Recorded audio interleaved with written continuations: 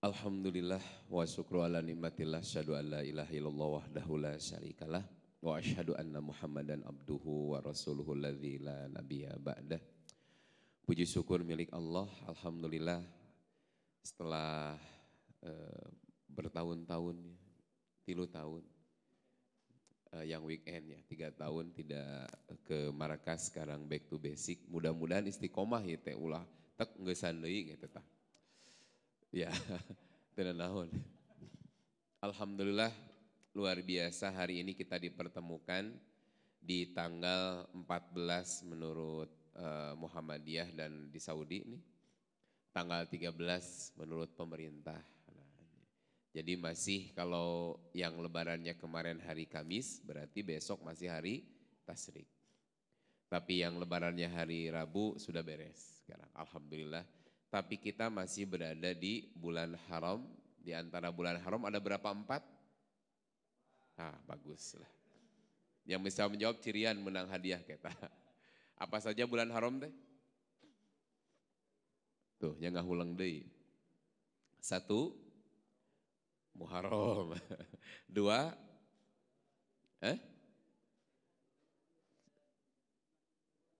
Rajab. 3, Zulhijjah. 4, wah tuh bisa balik, pokoknya kunci nu bisa balik, nu bisa ngajawab dong araruih. Jadi hitungan bulan di dalam Al-Quran itu ada 12 bulan. Minha arba'atun hurum, diantaranya ada 4 bulan yang haram. 1, Zul Qa'dah. 2, Zulhijjah. Setelah Zulhijjah bulan apa?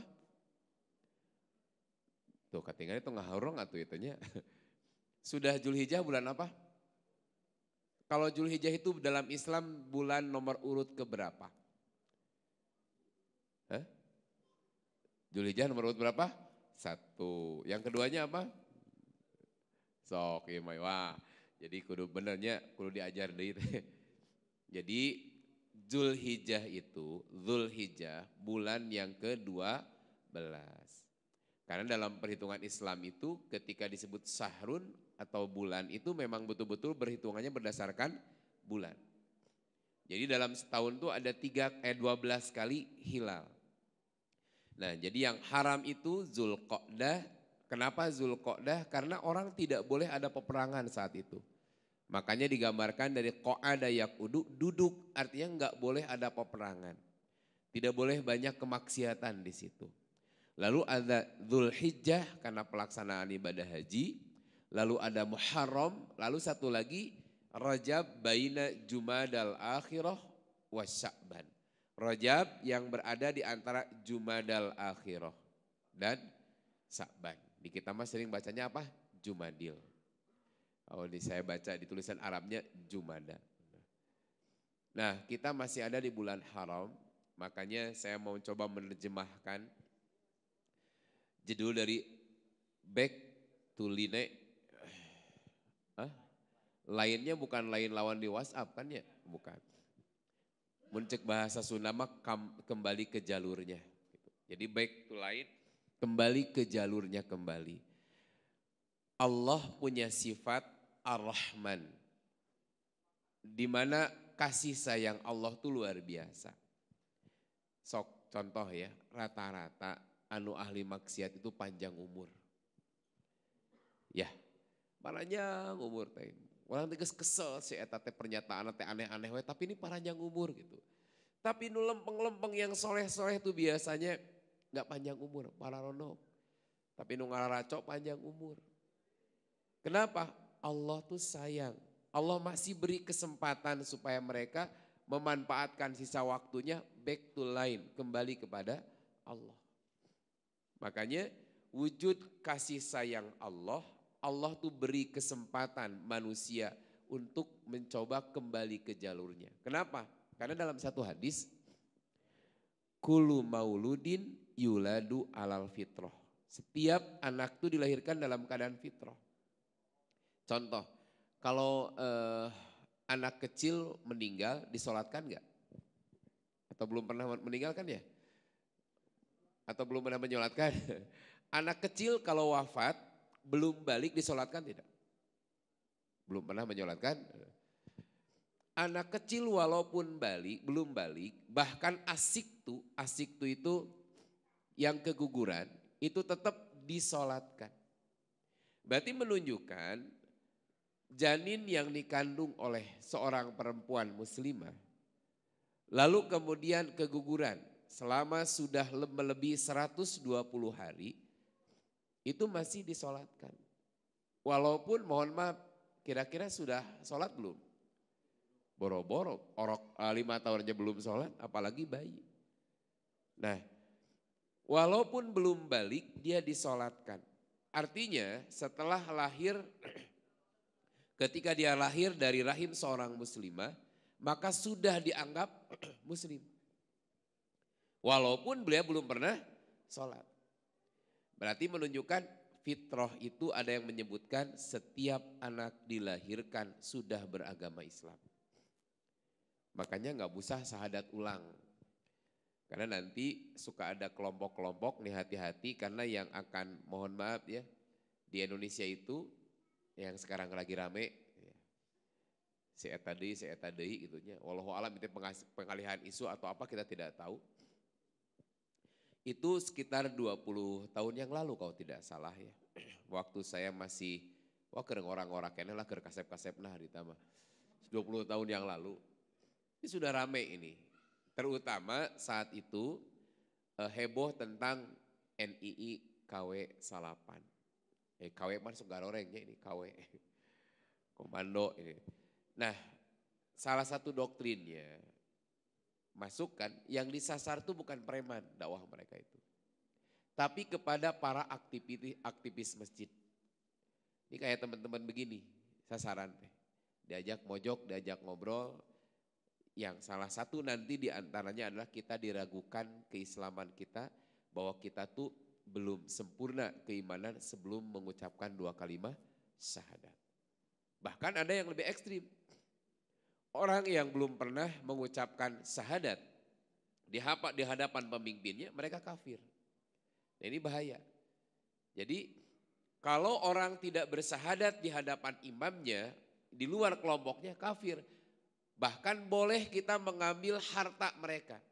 Ya boleh ngambil harta ibunya, harta bapaknya. Dan itu mana pai, rampasan perang. Mengambil harta dari orang kafir. Ini luar biasa. Padahal dalam Islam, anak yang wafat belum balik saja disolatkan. Berarti sudah dianggap muslim. Nah, ketika kita lahir dalam keadaan fitrah, maka Allah menuntut kita wafat pun dalam keadaan pada fitrahnya. Tapi setan luar biasa getolnya. Manusia lahir dalam keadaan fitrah, ini tracknya lurus nih. Harapannya atau tuntutan Allah, engkau harus mati dalam keadaan fitrah juga. Lahir dalam keadaan fitrah, wafat pun harus ada pada fitrahnya.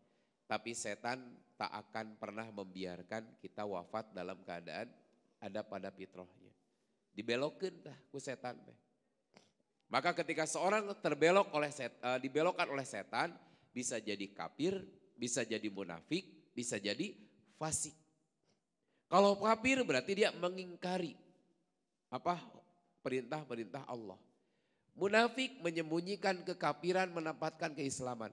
Fasik dia tahu hukumnya tapi tidak mau melakukannya. Ini keberhasilan setan. Maka kita harus kembali bila kita berada di salah satu di antara itu. Bisa jadi kafirnya bukan kafir mutlak, tapi disebutnya oleh para ulama kafir amali. Kafir amali itu begini. Nah hatena nama Islam gitu. Tapi dia meninggalkan kewajiban-kewajiban dalam Islam. Naon? Horoream, tanuki mah sok dinamain fasik juga. Atau luar biasa kalau munafik, makanya kalau dia mau ayahnya. Tapi ketika seseorang dia mengaku muslim, bahkan mohon maaf, saya tadi baru lihat gitu, padahal itu postingan tahun yang lalu kalau tidak salah. Gak sengaja ketika lihat ada potongan video pendek, tahu gak kamu prank tergila di dunia katanya. Prank tergila di dunia itu adalah ketika diperintah menyembelih anaknya tapi diganti oleh kambing. Itu ketawanya luar biasa. Teh jadi bahan candaan kan, bahan olok-olok, bahan candaan. Duh cerita jelema ieu deui, ternyata itu postingan tahun yang lalu, wallahu alam sekarang geus tobat meureunna si eta teh. Itu dulu ada. Tapi saya baru nontonnya tadi pas mau berangkat naon ini heboh. Oh.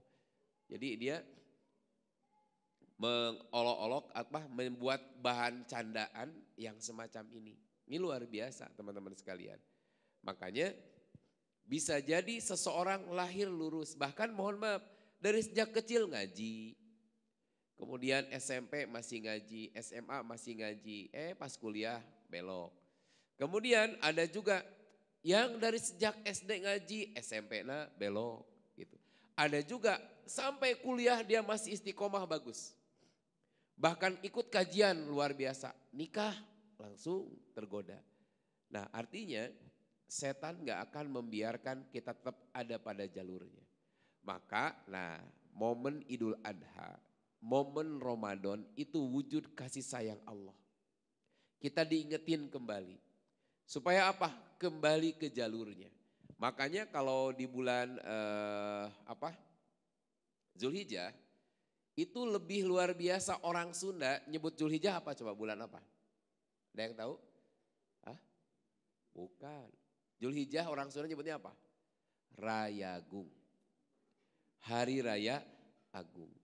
Kenapa? Karena pada Zulhijjah ini kita diperintahkan mengagungkan asma Allah itu dari mulai tanggal 9 Zulhijjah. Ini sunnah yang jarang sih. Di sini juga itu juga. Jadi tanggal 9, 10, 11, 12 sampai 13 Zulhijjah pada asar itu kita diperintahkan untuk mengagungkan asma Allah dengan cara apa? Bertakbir. Jadi beda dengan Idul Fitri. Kalau Idul Fitri cuma Rasul keluar dari rumahnya, bertakbiran sampai duduk di lapang, berakhir ketika khotib naik mimbar. Itu takbirannya. Tapi kalau Idul Adha itu dari mulai subuh hari Arafah. Sudah mulai takbiran Allahu Akbar, Allahu Akbar, Allahu Akbar itu. Yang seperti biasa kita dengar berakhir sampai tanggal 13 Zulhijjah. Apa pelajaran yang kita bisa ambil dari Idul Adha ini? Salah satunya adalah mengingatkan kita kembali untuk segera kembali kepada Allah. Bukan semata-mata euforia Idul Adha-nya.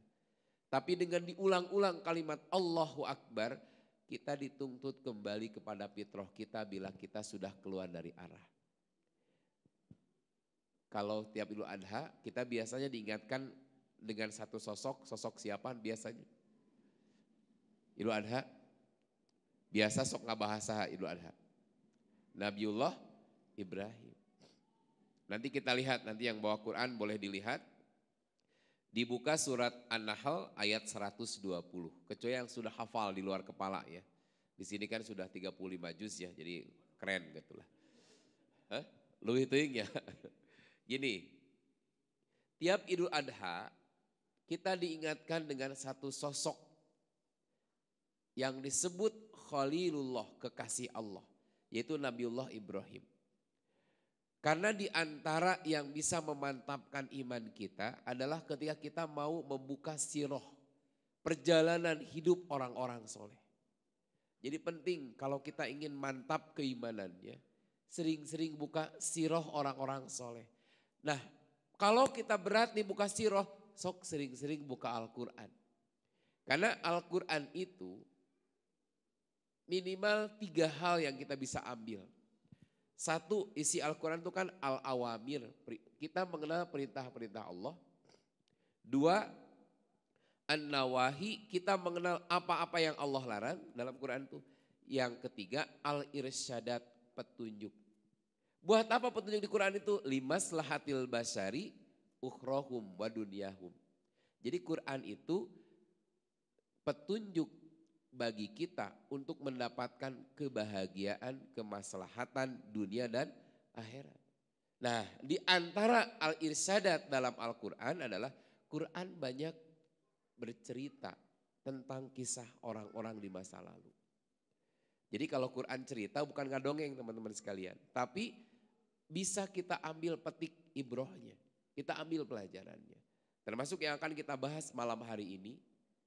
Bagaimana Allah mengajari kita menggambarkan tentang sosok seorang Nabiullah Ibrahim alaihissalam yang oleh Allah sebagaimana cita-cita kita diberikan kebahagiaan dunia dan akhirat.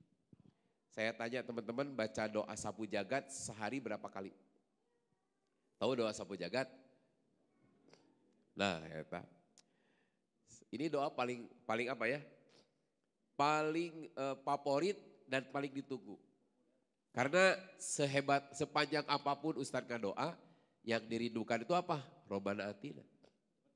Nah, nih, itu sababul nuzulnya. Ada orang doa begini, ya Allah, andai kata engkau akan mengazab aku di akhirat nanti. Azablah aku di dunia ini. Segerakan saja azab itu di dunia ini. Jangan kau azab aku di akhirat. Jadi daripada saya diazab di akhirat, mending azab saja saya di dunia ini. Kita nggak doa gitu kan. Sampai terdengar kan ketika orang tuh dijenguk oleh Rasul. Dia itu mislul parah. Parah itu anak burung. Begung, kecil, gitu, kurus, kering. Gitu. Rasul tanya, apa kamu tidak pernah berdoa kepada Allah? Ini lain berarti anu kurus tarang doanya. Dia menjawab, saya suka berdoa. Apa doa kamu tadi? Ya Allah, andai kata aku akan diadab nanti di akhirat olehmu ya Allah. Mending percepat adab saja, adab bagiku itu di dunia saja. Nanti di akhirat biar tidak kena azab Allah. Dia meminta azab Allah itu dipercepat di dunia dan di akhirat tidak mau. Kira-kira teman-teman mau nggak? Mending disiksa ayeuna di akhirat bebas. Atau mending dibebaskan ayeuna di akhirat disiksa? Mana? Mau mending disiksa sekarang di akhirat bebas atau mending dibebaskan sekarang tapi di akhirat disiksa? Nah, makanya Rasul mengingatkan, ya kamu nggak doa jangan kayak gitu. Tapi berdoalah kepada Allah, Rabbana atina fid dunya hasanah wa fil akhirati hasanah wa qina adzabannar. Nah gitu ngadoa teh. Jangan ada yang mungkin ya Allah nggak apa-apa saya miskin di dunia, sakit-sakitan di dunia, tapi di akhirat saya sehat, di akhirat saya kaya. Ulah gitu. Kita biasa gitu guys putus asa. Saya abdi mana moal kawin wios Gusti wios abdi mangga jomblo salamina di dunia ge asal di akhirat menang bidadari. Ulah gitu, mending bidadari dunia bidadari akhirat Tuhanana gitu. Ulah gitu hari ngadoa teh ya. Ada orang yang ngadoa, ya Allah nggak apa-apa saya miskin di dunia, sakit-sakitan di dunia, tapi di akhirat engkau berkahkan hidup saya, engkau bahagiakan hidup saya. Biasanya yang ngedoa begitu teh memang sudah putus asa gitu. Jadi guys, apa? Di dunia teh sangsara, aya nu kieu perempuan usia 45 tahun masih jomblo. Ya Allah, nggak apa-apa saya nggak dapat jodoh di dunia juga. Yang penting kau pertemukan aku dengan pasangan hidupku di akhirat yang terbaik. Nah, laki juga sama, 45 tahun, hilal jodoh tuh belum kelihatan. Sudah lebih dari 10 ustadz dititipin CV nggak ada kabar. Sudah ikut kelas jodoh, nu nyanggut wae. Rek operasi plastik sih gitu kan. Nah, kan pengen kelihatan supaya anti agingnya kelihatan. Jadi usia 45 kelihatan masih 25 gitu kan. Udah tua mah kan nggak bisa disembunyiin atuh. Menahan uban tumbuh saja susah. Makanya ada orang yang kalau 10 hari pertama rambutnya hitam, 10 hari kedua mencoklat, 10 hari ketiga jadi memutih. Di pokoknya atas 30 rambutnya putih deh. Nanti tanggal muda hitam deh. Da kaberi chatnya cuman tanggal ngora pas gajian. Itu artinya nggak bisa dirubah. Memang ya tua sama mutlak gitu. Makanya Rasul ngajarin satu doa, bahagia itu bukan hanya di akhirat. Tapi kita juga minta bahagia di dunia. Cuma nah jangan salah mengartikan hasanah kebaikan Allah di dunia ini. Teman-teman kebayang kalau kita bahagia di dunia itu dikasih apa? Biasanya sok anu hoyong di naon sok. Gambarannya kalau disebut kebahagiaan dunia apa? Adu itu kan. Iya kan? Adu itu wal fulusu wal artosu. Itu duit kan? Sehingga no duit tidak ada kebahagiaan. Contoh gini. Sehingga sebagian orang pada kerja kan. Nah, saya tanya, kalau laki-laki yang sudah berkeluarga, nikah kan sudah berkeluarga, sekarang jadi bertiga kan, nah, keluar cari uang ya, pasti nggak hari itu dapat uang? Belum tentu. Nggak semua orang keluar rumah cari uang akan dapat uang. Tapi kalau cari rezeki dapat rezeki nggak? Dapat. Allah nggak menjamin uang, tapi ngejamin rizki. Wa ma min dabatin fil ardi illa 'alallahi rizquha. Tidak ada yang melata di muka bumi ini kecuali Allah jamin rizkinya, bukan jamin uangnya. Nah, sekarang kebahagiaan itu bagian dari rizki. Yang dibahasakan di sini hasanah. Kita berdoa, ya Allah berikan hamba ini kebaikan di dunia. Cing, hari kebaikan hasanah di dunia itu apa? Karena ini Al-Quran, kita ambil dalam tafsir Al-Marogi salah satunya. Apa itu hasanah di dunia? Tadi udah disebutin nih, ada yang nyebutin. Satu al-afiyah. Afiyah itu kesehatan, keselamatan. Itu luar biasa, itu termasuk apa? Hasanah di dunia. Dua, almar'atus solihah. Istri yang solehah. Cantik gak masalah. Yang penting solehah. Bener tuh? Iya. Masalah tuh cantik. Enggak kan? Yang penting solehah. Kalau laki-laki uyos ganteng asal soleh. Beunghar tuh masalah. Itu tuh masalah. Kan? Kabeh kayak gitu. Jangan non otot kawat belum besi wajah asbes urat kabel gitunya. Tapi teu kasep dah anger atau teu sadegsek ngali beungeutna gitunya. Makanya ketika orang dikasih pasangan hidup nggak apa-apa. Cakep, banyak uang, yang penting soleh. Itu luar biasa hasanah di dunia. Tiga, al-aulad al-baroroh. Hasanah di dunia itu adalah anak-anak yang berbakti. Walaupun anak cuma 12 tapi balager, itu keren tuh. Ya mah hiji-hijina baongna luar biasa gitu. Jadi punya anak tong kagok gitu ya, harus nambah gitu. Nah, kemudian yang terakhir kata Imam Al-Marogi, al-ilmu wal ma'rifah. Salah satu hasanah kebaikan di dunia yang Allah berikan adalah ilmu dan pengetahuan. Nah, sekarang kita lihat apa hubungan tadi doa Robbana atina fid dunya hasanah dengan tadi surat apa? An-Nahl ayat 120. Nah, Nabiullah Ibrahim kan kita bercita-cita ingin bahagia itu bukan hanya di akhirat kan. Ingin bahagia di dunia. Nah, Quran memberi petunjuk bagaimana meraih hasanah di dunia wal akhirah melalui surat Al-An'am An-Nahl ayat 120.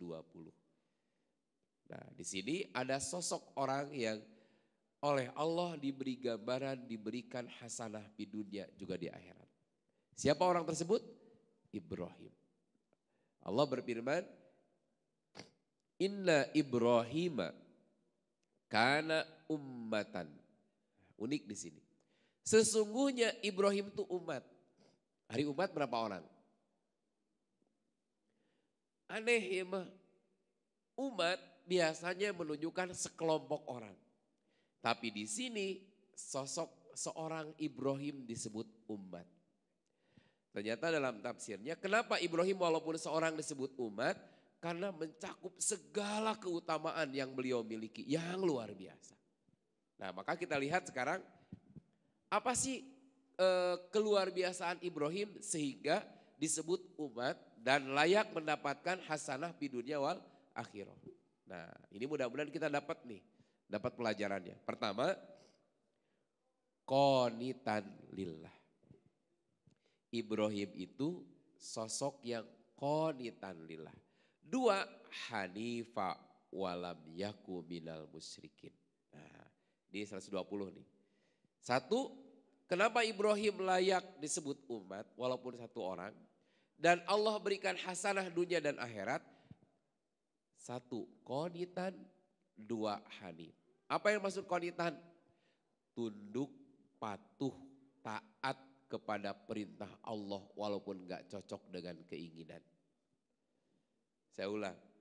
Qanitan itu ketundukan, kepatuhan Ibrahim kepada Allah walaupun perintah Allah gak cocok dengan keinginan. Contoh. Khitan yang pertama yang teriwayatkan, siapa orang yang pertama kali khitan? Ibrahim. Usianya berapa tahun? 80 tahun. Kebayang kan? Usia 80 tahun baru dihitan. Kebayang lihat na eta. Saya ngebayangin pernah nonton di YouTube tuh. Cara hitan di daerah Afrika. Tapi kare tong rajin di barukaan. Jadi ditarik, dicepet pakai awi, langsung pakai kampak, kejrep gitu kan. Ibrahim alaihi salam, beliau dalam riwayat Imam Bukhari berkhitan di usia 80 tahun dengan menggunakan sebuah kapak. Bayangkan ku kampak di baalan heula teh, apa di baalin teh, dibius heula teh? Tidak. Kira-kira berdarah tidak? Berdarah. Nah, apa pelajarannya? Inilah qanitannya Ibrahim. Ketika Allah memerintahkan, sudah tidak berpikir 2 kali. Kenapa? Karena Ibrahim sami'na wa ata'na. Jangankan badannya, nyawanya sekalipun dia berikan kepada Allah. Ini kan cuma dihitan kan diambil dagingnya dikit. Dulu belum dijahit itu. Kan teman-teman ini ada 2 cara ya. Ini angkatannya angkatan anu masih dijahit kayaknya. Kalau sekarang tuh yang pakai apa? Pakai laser gitu. Kalau zaman angkatan kami masih gunting, krek, langsung dijahit. Wah, kayak buka jahitan. Linuna luar biasa tapi. Nah, dari situ apa hasanah di dunianya? Khitan menjadi sunnatul anbiya, sunnahnya para nabi. Bahkan turun-temurun sampai Nabi Muhammad, sampai kepada kita. Maka setiap orang yang berkhitan, Nabiullah Ibrahim dapat pahala dari sisi apa? Sunnah hasanahnya. Beliau memberi contoh. Kan kata Nabi, al-fitratu khomsun. Atau al-khomsu atau khomsun minal fitrah. 5 yang termasuk ke dalam fitrah. Sunnah di sini fitrah. Apa saja? 1, khitan. 2, mencabut bulu ketiak. Dicabut, tong digunting. Jadi tidak boleh direbonding, apalagi kok juga kayak ayam hidung teh geningannya. Kieu teh hidung tadi teh. Itu dibersihkan. Dulu ada ulama tidak kuat dicabut, akhirnya apa dibakar pakai api. Gitu. Akhirnya mah aya nu jiga salon pasta kayaknya tempelkeun bedol gitu. Dan karek ka bojeng kulitna. Terus mencukur bulu kemaluan. Jangan sampai dari mulai balik sampai boga incu geus balik can pernah dicukur. Nah, kemudian memotong kuku. Lalu mencukur kumis. Nah, ini tidak boleh melebihi 40 hari. Bubuluan eta kecuali dicukur, kecuali khitan. Tidak boleh 40 hari sekali. Bahaya. Aduh, khitan 40 hari sekali. Makanya kemarin kan tahan tidak motong kuku saja itu lumayan. Belum 40 hari. Makanya dalam Islam sunnahnya, ini hati-hati ke kaum perempuan biasa nama. Kalau laki-laki itu tukang gitar lah biasa. Itu kuku tuh jangan lebih dari 40 hari. Jangan sampai para ranjang, terus panjang hitam-hitam. Kenapa? Ada satu hadis begini. Bila engkau bangun dari tidur, jangan mencelupkan tanganmu ke air sebelum engkau mencuci kedua tanganmu. Karena engkau tidak tahu di mana tanganmu ini bermalam. Kenapa tidak kepadan kaki? Karena kepadan kaki mah di situ. Leungeun mah ka mana we? Makwas bangun hideung, tah di mana tak ulina teh. Dia sudah sapar kemana tangannya kok sampai hitam. Hati-hati nih kaum perempuan biasa sok wah panjang gitu. Saya pernah tanya, Ustadz boleh nggak ditambah kuku entong, jangan ditambah-tambah. Sampai panjang gitu kan kebayang kayak lamun kalau orang mau apa ya BAB, mana nempel di dia atunya, kabarayang kata. Matak dalam Islam tuh udah ngajarin kebersihin, udah tutup. Matak baheula banyak, kalau nenek-nenek dulu ngajarin sunnah teh simpel. Potong kuku teh, aya setanan teh tak gitu. Jadi anu kukuna panjang teh berarti setan. Matak digambarkan rata-rata nenek sihir apa setan itu kukunya gimana? Nggak ada setan kukuna teh palarono, anu kieu. Wah, itu rata-rata no. Nenek sihir gitu kukuna panjang, tinggal 5 lampir kukuna juga kumaha. Gitu. Eta mak lampir terus jeung rata-rata jarang aya kakek lampir kan mak lampir. Nenek sihir, jarang ada kakek sihir. Panjang kukuna teh. Maka Islam tuh tidak boleh kuku tuh dipanjangkan. Sampai saya lihat ada seorang perempuan yang memecahkan rekor luar biasa kuku terpanjang 1,5 meter. Kan riweuh eta teh. Rek makan repot, eta mun rek omeh susah. Jika anda berenang pangbersihankeun ku batur atau mencari yang langsung otomatis gitu. Otomatis bersih begitu. Nah ini dalam Islam begitu. Yang lain itu rutin tapi khitan cukup 1 kali. Nah yang paling disunahkan laki-laki. Maka selama syariat ini masih ada, Ibrahim dapat kebaikan. Luar biasa, beliau memberi contoh kepada orang-orang setelahnya, rela merasakan sakit luar biasa, makanya disebutnya alat vital. Kan vital pisan atuh. Ieu dicacak pakai naon? Pakai kampak. Luar biasa. Belum ada obatnya, can aya obat merah betadin belum ada saat itu.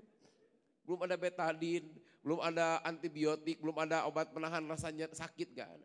Sakit gak? Sakit Ibrahim. Tapi itulah bentuk qonitan lillah. Apa hikmah yang kita bisa ambil dari qonitannya Ibrahim? Ibrahim gambarannya mau melaksanakan perintah Allah walaupun gak cocok dengan keinginan. Makanya pelajaran bagi kita, kalau kita ingin dapat hasanah di dunia, sekuat apa ketundukan kepatuhan kita kepada Allah. Contoh, tahajud cocok dengan keinginan gak? Gak cocok. Enak-enaknya tidur, kita harus bangun, kemudian sholat tahajud, itu luar biasa beratnya. Tapi cocok atau tidak cocok dengan keinginan kita bangun. Wujud qonitan lillah. Subuh nih, apalagi para laki-laki. Ini yang saya sering sampaikan di beberapa masjid itu, ada link yang putus kan. Sab pertama aki-aki kolot, biasa kan? Sab kedua bapak-bapak rada kolot. Sab ketiga itu mulai gajlok tuh, domplang pisan. Sab ketiga itu anak-anak SD. Ada 1-2 SMP SMA lah. Tapi rata-rata anak SD, TK, budak 5 tahun nggak masih nusuk ngeributkeun dengan tadinya. Kamana SMA mahasiswanya. Jadi masjid begitu. Nanti si anak SD ini kalau udah SMP, SMA juga hilang juga. Gitu, ada link yang putus. Makanya ke teman-teman usia-usia SMP, usia SMA, usia kuliahan tuh. Usia di mana Allah berikan kenikmatan luar biasa. Badannya masih sehat. Daya tahan tubuhnya masih kuat. Maka wujud rasa syukur kalau kita ingin dapat hasanah di dunia dari Allah. Kesehatan, keselamatan, ketenangan. Sejauh mana kita mengikuti jejak Nabiullah Ibrahim sebagai hamba yang qonitan lillah. Taat kepada Allah. Susah nih bangun subuh, sok usahakan buka alarm. Saya alarm teh HP 2. Di dia 2 dan disimpan. 1 stylenya jam 3, 1:30. Tiap hari begitu.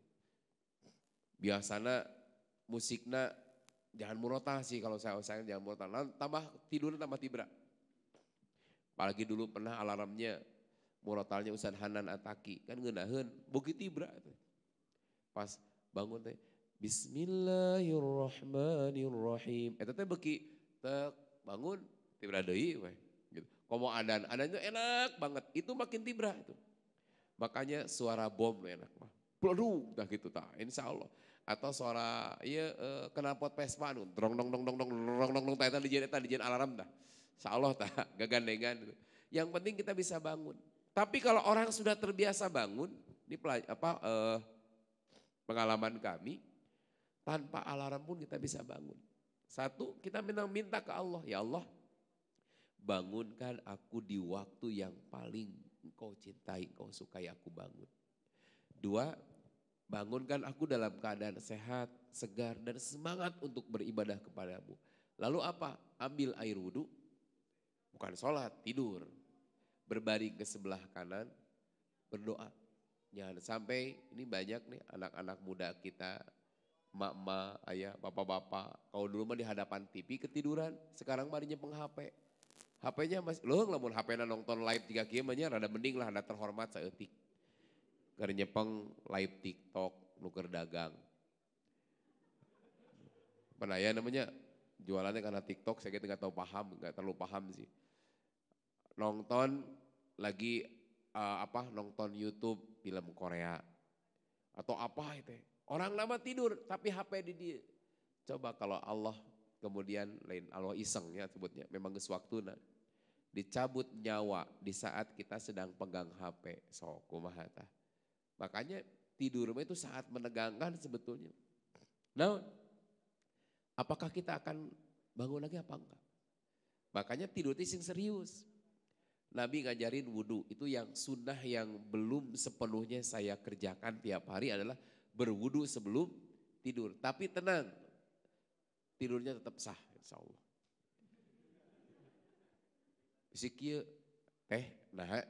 teteh jam 8 sudah tidur, semalam tidak sah tidurnya. Kenapa? Saya tidak wudhu, saya ulangi sekarang jam 8 tidur di etaman namanya pelor. Gitu. Nah, berwudu lalu berbaring ke sebelah kanan. Usahakan makanya menghadap kiblat. Usahakan kamar itu settingannya menghadap ke arah kiblat, ini sunnahnya.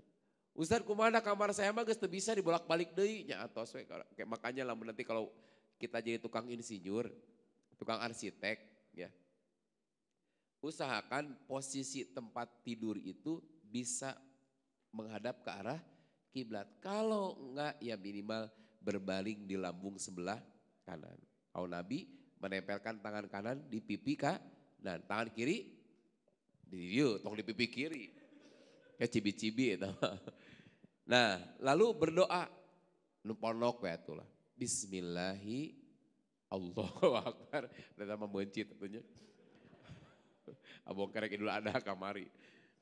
Bismika Allahumma ahya wa amut, atau ada beberapa redaksi lah. Kalau saya seneng yang ini, Allahumma aslamtu nafsi ilaika wa wajahtu wajhi ilaika wa pawatu amri ilaika sampai selesai. Arapal kan eta? Gusti eta sing panjang atuh doa tanya. Sampai timbul biti TK sampai punya cucu sudah TK doana masih bismika Allahumma ahya wa amut. Jadi cari yang enggak panjang, bukan salah, bagus itu juga sama. Nah, lalu membaca Al-Ikhlas, Al-Falaq, An-Nas, tiupkan kedua tangan, diusapkan ke tubuhnya. Itu meruqyah diri sendiri. Berzikir subhanallah, alhamdulillah, Allahu Akbar. Kemudian tidur gitu. Sok teman-teman tidur deh. Nanti biasanya Allah akan mudahkan kita bangun. Nah, ini kan sunah-sunah ini enggak cocok dengan keinginan, tapi kita qanitanillah, taat, patuh kepada Allah walaupun malas. Mungkin hari pertama enggak langsung gol, hari kedua karena ya Allah saya sudah dibangunkan tapi malas, besoknya kita coba lagi. Biasanya Allah bangunkan. Ikhtiarnya tambah dengan alarmnya. Itu kalau kita mau taat pada Allah. Subuh laki-laki itu pantang sholat di rumah. Ustaz rumah saya mah 1 kilometer ke masjid, alah cuma 1 kilometer, belum 50 kilo. Saya lihat ada postingan orang yang buta, Dia nggak pernah ketinggalan sholat berjamaah, walaupun rumahnya jauh, dibela-belain pakai apa? Pakai tali. Tarik dari masjid ke rumah dia supaya dia tidak sesat. Pegang sampai ke masjid, luar biasa. Dulu ada sahabat yang gini, ya Rasulullah, saya itu kalau datang ke masjid dalam keadaan lusuh, rambut kusut, basju kusut, banget sesehun, bukan apa. Kenapa? Karena rumah saya di ujung kota Madinah. Sementara kawan-kawan saya orangnya bersih-bersih rapi-rapi. Saya izin ya Rasulullah mau tinggal dekat masjid saja. Supaya dekat untuk ke masjid. Tapi apa kata Rasulullah? Justru di antara orang-orang yang hadir kamulah yang pahalanya paling banyak. Kenapa? Karena hitungan pahala ke masjid adalah ab'aduhum mamsan. Yang paling jauh langkahnya. Kalau ayeuna paling muter motoran paling sering. Tadi paling jauh dari mana? Hah? Batu Jajar keren eta Batu Jajar. Saya juga kali itu jauh pisan, sugan teh deket. Batu Jajar keren tuh. Batu Jajar, berarti muter motornya sampai karena kalau jalan kaki insya Allah isukan kerek nepi gitu. Capek. Ini luar biasa. Allah akan beri pahala sesuai dengan jauhnya. Makanya bagi saya pantang nih laki-laki nih. Hari nguteran gasibunya 7 kuriling kuat. Kamana-mana anu taman hutan kota teh sebut Tahura. Muter kadinya kararuat. Nah susahnya Allah manggil 5 waktu. Masjid deket susahnya minta ampun. Ada orang ke baju olahraga kemana? Badai jogging. Kalau di tempat saya karena deket Sprot Jabar. Hah? Ya karena tulisannya gitulah gitu. Sprot Jabar gitu. Pagi-pagi sudah keren. Sudah dengan sepatu olahraganya. Bisa 2-3 keliling kuat. Tapi aneh. Di masjid teka tinggali jelema ieu. Orang ini gak kelihatan subuh tadi ke masjid. Allah hanya minta berapa menit sholat subuh? Paling 10 menit. Eta ge jeung zikirnya. Karena kalau 15 menit kelamaan. Itu makmum geus bararatuk insya Allah. Nah makanya kalau teman-teman ingin termasuk orang yang Allah kasih nih hasanah di dunia. Sekuat apa kita tunduk dan patuh pada aturan Allah. Kita gak seberat Ibrahim. Nah itu satu qanitan, 2 hanifan walam yakum minal musyrikin. Ibrahim itu adalah sosok yang hanif. Hidupnya condong pada kebenaran dan beliau istiqomah hanif tuh. Dalam kebenaran dan beliau tak pernah musyrik kepada Allah. Bahasa saya sosok yang teguh pendirian ketika dia meyakini sesuatu. Itu hanif. Makanya disebut walam yakum minal musyrikin. Ibrahim itu tidak termasuk orang yang syirik kepada Allah. Contohnya, ini yang kajian after work kemarin saya bahas. Ketika Ibrahim mau dibakar api. Depan api menyala-nyala. Sebagai hukuman kepada Ibrahim karena dianggap Ibrahim itu nyeleneh. Kenapa? Itu patung kan dihancurin semua. Disesakeun patung hiji. Buat apa?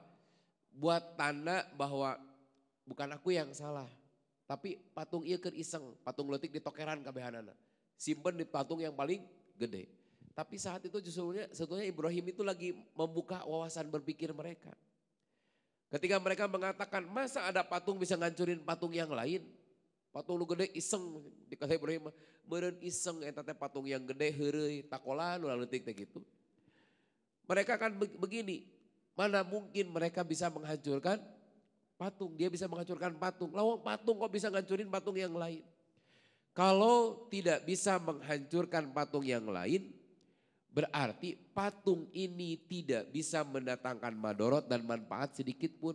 Kalau tidak bisa mendatangkan madorot dan manfaat. Ngapain pada disembah lah gitu kan. Orang tiap dulu kalau di kita mah ada pohon gede. Punten. Aduh gak gegeh teh. Dulu pernah kita kembali ke zaman batu beberapa tahun yang lalu. Pada ngeras-ngeras batu akik, diciuman atau percaya memakai saprak pakai batu iya, saya itu rezekinya berlimpah. Waduh, itu hati-hati. Batu itu nggak bisa mendatangkan manfaat dan madorot. Bahkan Hajar Aswad saja sebelum dicium oleh Umar bin Khattab, beliau mengatakan begini, engkau tuh batu, tidak mendatangkan manfaat atau madorot.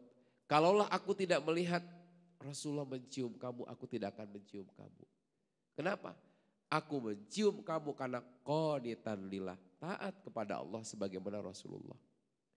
Makanya ketika harus dihadapkan kepada api yang Ibrahim tahu api itu pasti akan menghancurkan tubuhnya. Kan beliau nggak mundur. Kenapa? Karena keyakinannya kepada Allah. Dan terbukti kan Allah berikan hasanah di dunia. Apa hasanah di dunianya? Al-afiyah, keselamatan. Ketika Ibrahim masuk ke dalam api, Allah berfirman, ya naru kuni bardan wasalama ala Ibrahim. Wahai api, dinginlah yang membawa keselamatan kepada Ibrahim. Itu apiahnya di dunia. Jadi ketika orang taat kepada Allah, lalu keyakinannya kuat kepada Allah, dia tetap teguh pendiriannya dalam kebenaran kepada Allah, Allah pasti kasih hasanah di dunia.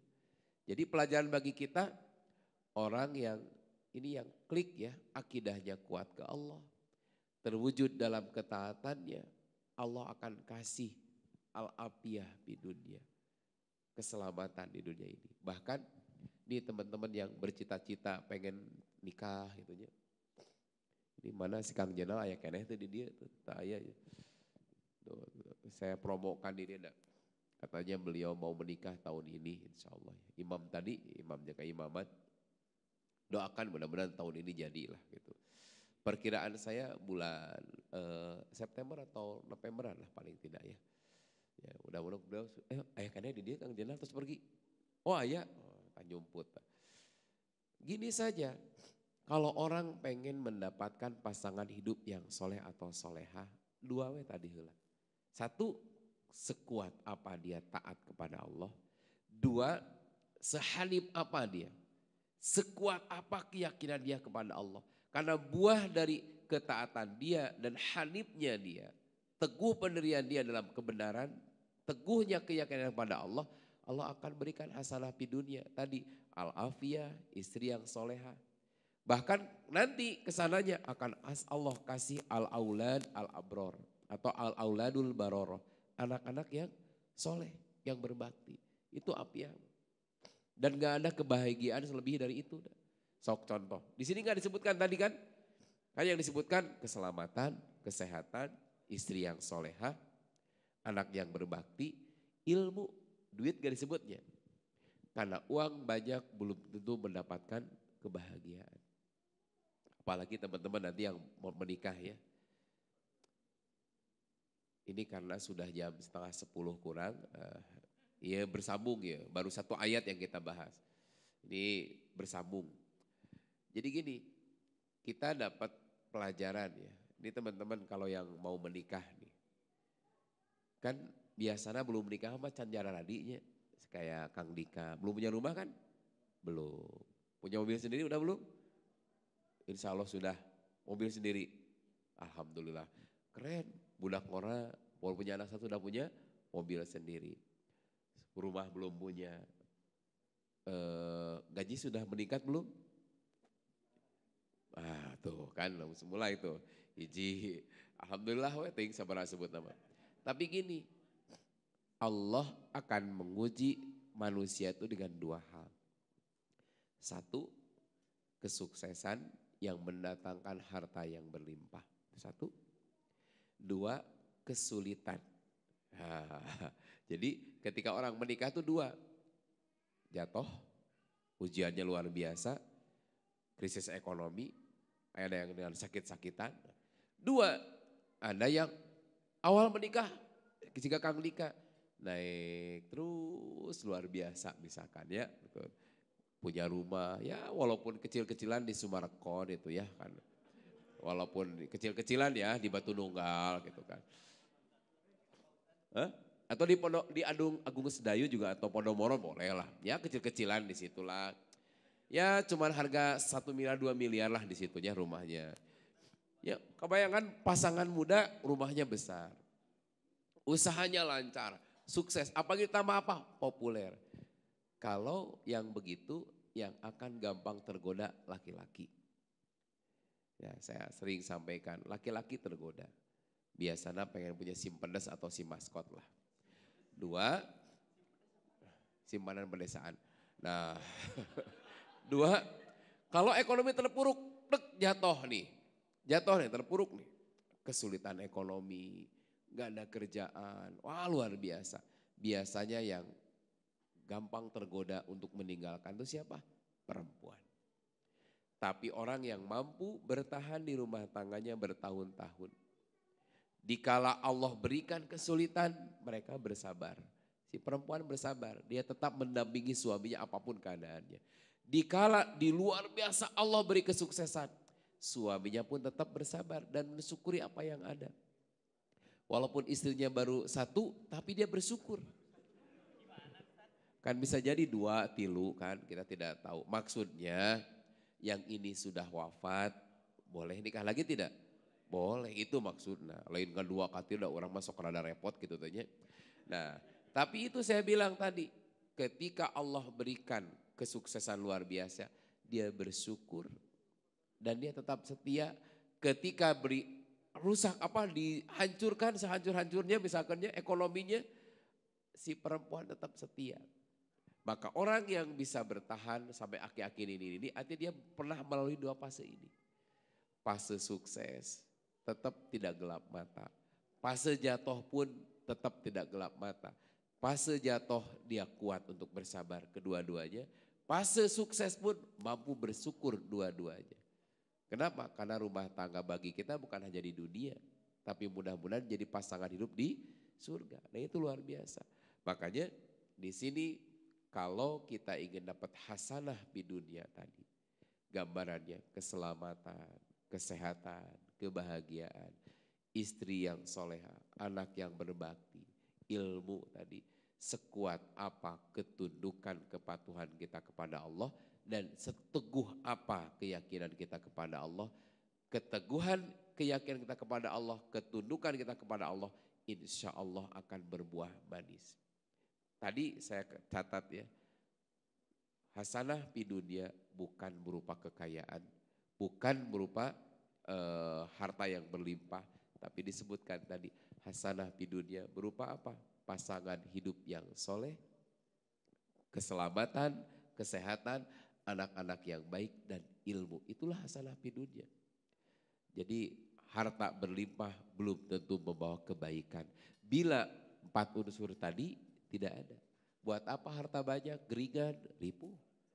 Buat apa harta banyak misalkan, tapi susah terpayu-payu terbuka pasangan hidup. Atau harta banyak isinya lumayan gelis pisan, tapi itu soleha, repot. Bisa jadi depan kita taat, di belakang kita tidak taat. Atau harta berlimpah budakna bau, degelan budak batur. Lajongan budak batur, sampai ke selebrasi Cristiano Ronaldo misalkan sok. Sok kira-kira Bapak Anda bagaimana? Repot. Makanya bahagia mah tadi letaknya bukan berlimpahnya harta, tapi apa yang disebutkan oleh Imam Al-Mawardi tadi. Sudah setengah 10 kurang, cukup dulu Bang Dika lah. Cekap, karena nuju peluk kene, nanti pertanyaannya ditunda untuk tahun depan saja ya. Kayak bulan, itu atas mulai acara KDI, Masya Allah. Mudah-mudahan pertemuan berikutnya ini masih satu ayat lagi kita akan bahas di pertemuan yang akan datang. Aku qouli hadza wa astaghfirullaha wa lakum. Assalamualaikum warahmatullahi wabarakatuh.